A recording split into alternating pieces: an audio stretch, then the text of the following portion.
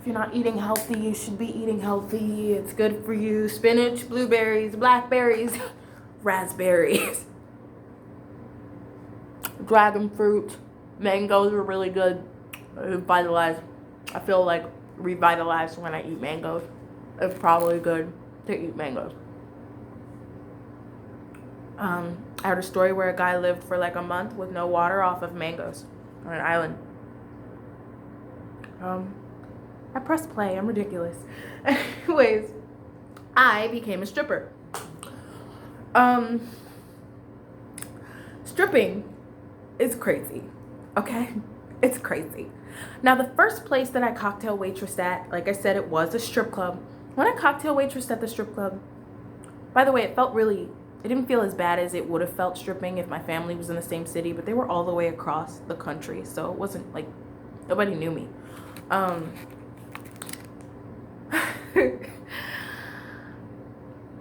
The first place that I danced at was an upscale place. The women wore gowns. They wore these elegant dresses that, flowed, and they were sexy, but they wore elegant dresses. It was called Blush. Now it's called Rick's Cabernet, I think. It's in Pittsburgh, but it's like a 4-story building. They've got a Mazziani in there. Third floor is like a sports bar. Fourth floor is like VIP, and these girls are expensive looking, man. These girls look good. Some of them, not all of them, because you get. But these girls look good, and I remembered when I looked at the girls, because they would have like features every now and then, and I would look up at the women on the stage, and where some might see just a cheap whore or a slut, I didn't see that. I was curious. I was entranced. I was intrigued. I saw the tricks they would do, and I remember this one girl danced to Gangster she was dancing to Gangster from the movie Suicide Squad that had just came out. And following that, she danced to Phil Collins, I Can Feel It Calling in the Air Tonight, oh Lord. And it was just so beautiful. It was a remix, a female version, and just the vibe of the music entangled with her dancing was entrancing for me.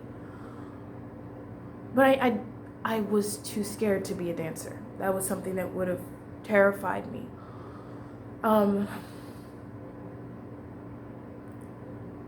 So I would watch in curiosity. The girls would make fun of me. The girls would go on to make fun of me every day. They said that I smelled bad. I couldn't make any friends. They all talked about me. Everybody talked about me. There was a girl named Luna there who was really nice to me.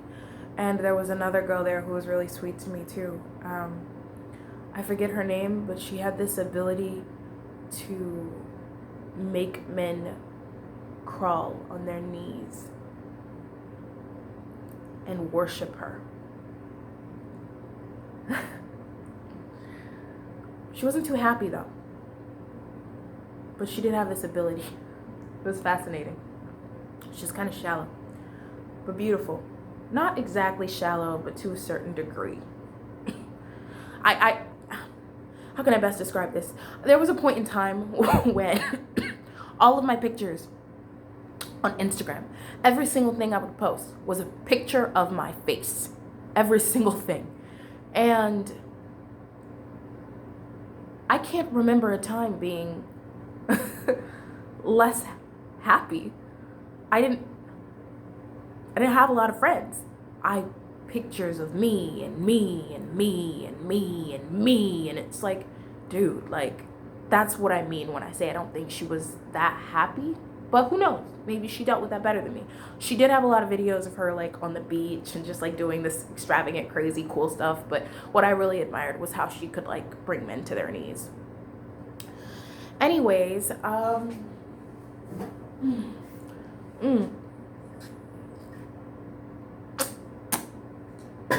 Anyways, I had enough, and I'm finally like, you know what? I'm gonna dance.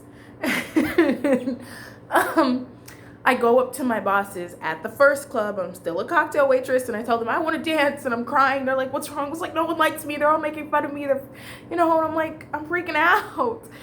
And he's like, "The dancers are not you." He said the dancers are a whole different breed of female. He's like, a lot of them are not good people, very manipulative, very conniving. I just want you to know what you're getting yourself into. I was like, I don't care, I'm gonna dance. And he talks me out of it. He's like, give yourself some time to think about it. I want to say like a week passes, and my boss comes in, and not my boss, the head of the place. So who I talked to at first was the boss. The owner of the place, he would come in like every now and then. Very strict man. When he came in, people got on their asses. A fire lit up their asses, and people did what the fuck they needed to do. And his name was Albert, and he just like, they said he was bipolar.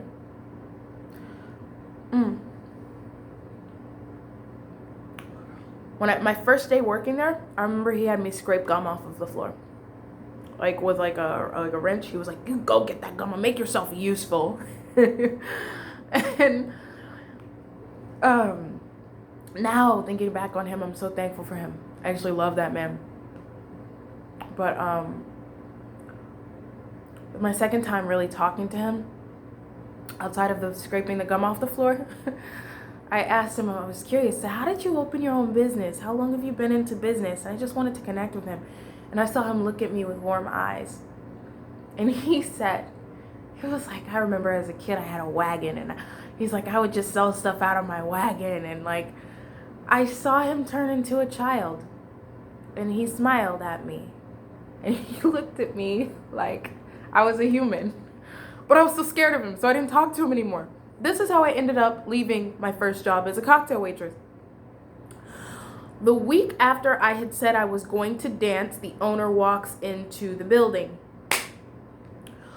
I hadn't been talking to him since we talked about the wagon and the business situation, because he terrified me.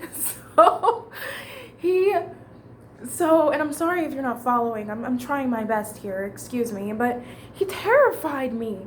So I remember walking up to him this day, and I never called off work. I did not call off work. I was late occasionally, but I did not call off work.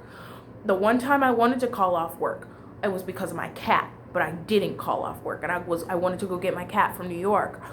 I didn't. I asked him if I could call off. He said, I need you here. He's like, get in here. So I was like, okay, like I go to work. Like I went to work.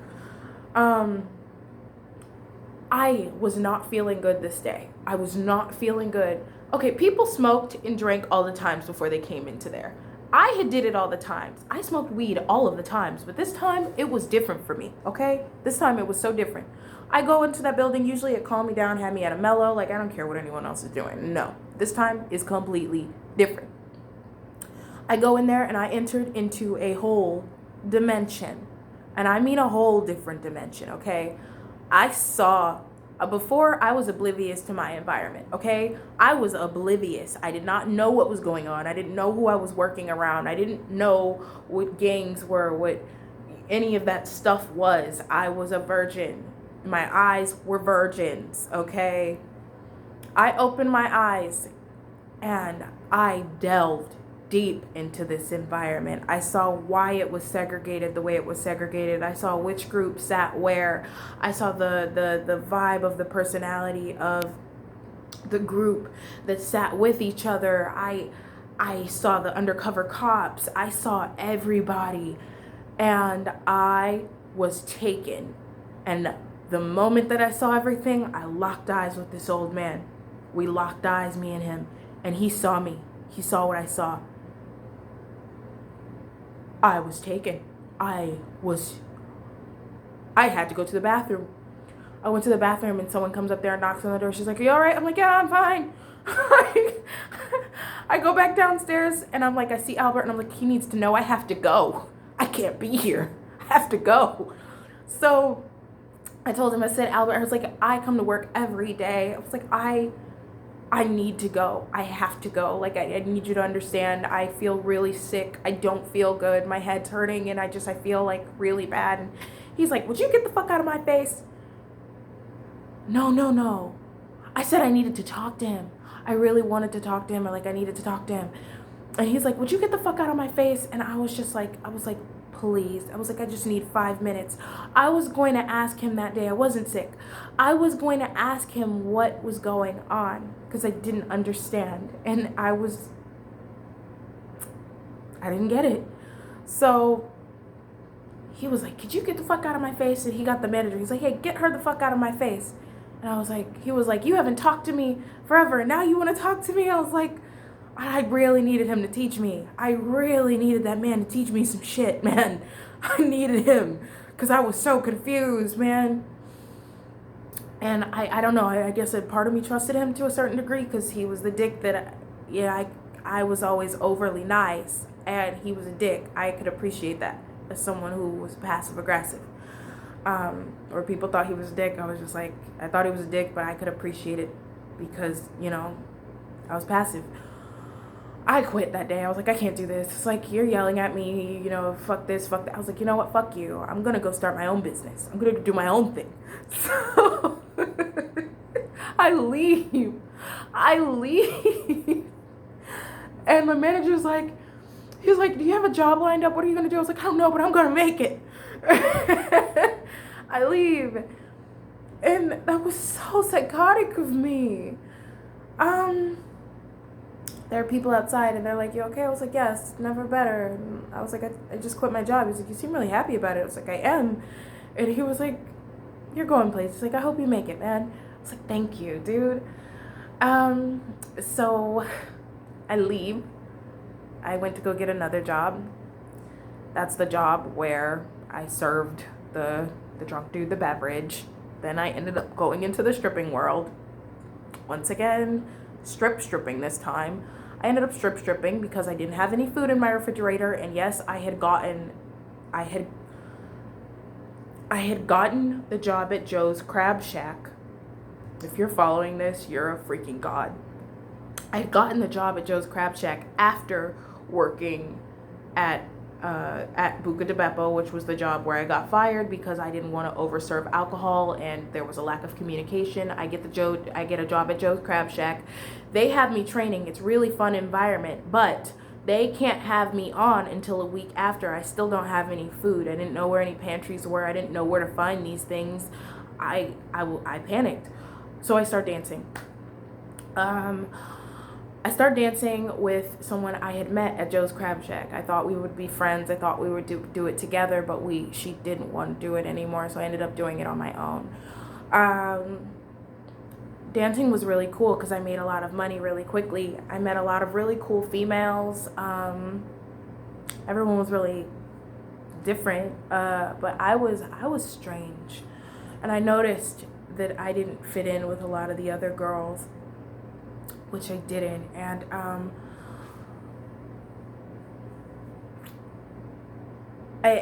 starting out was like, first off, I danced horribly. I never pointed my toes. There's so much that you learn and you keep learning as you dance.